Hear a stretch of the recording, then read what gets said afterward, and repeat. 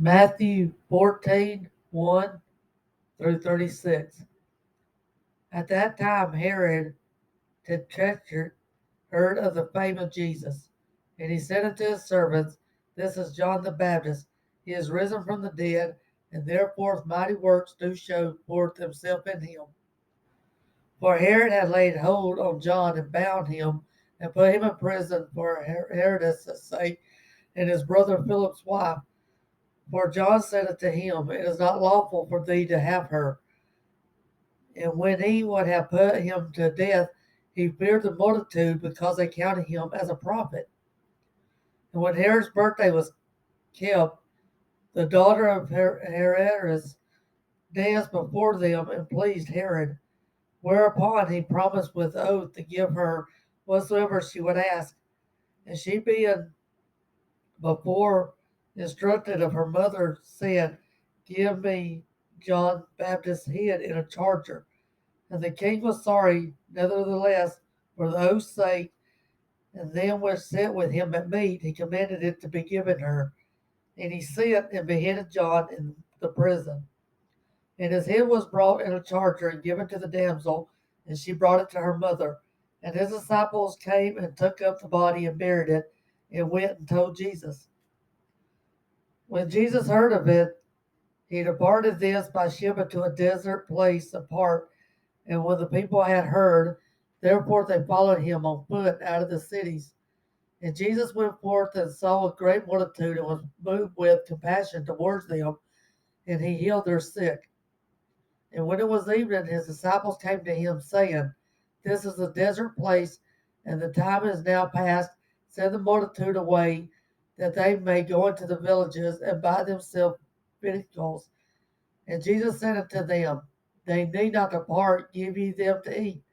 And they said unto him, We have here 5 loaves and 2 fishes. And he said, Bring them hither to me.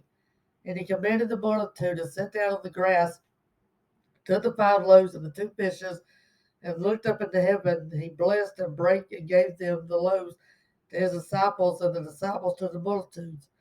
And they did all eat and were filled, and they took up at the fragment there remained 12 basketfuls. And they that eaten were about 5,000 men, besides women and children.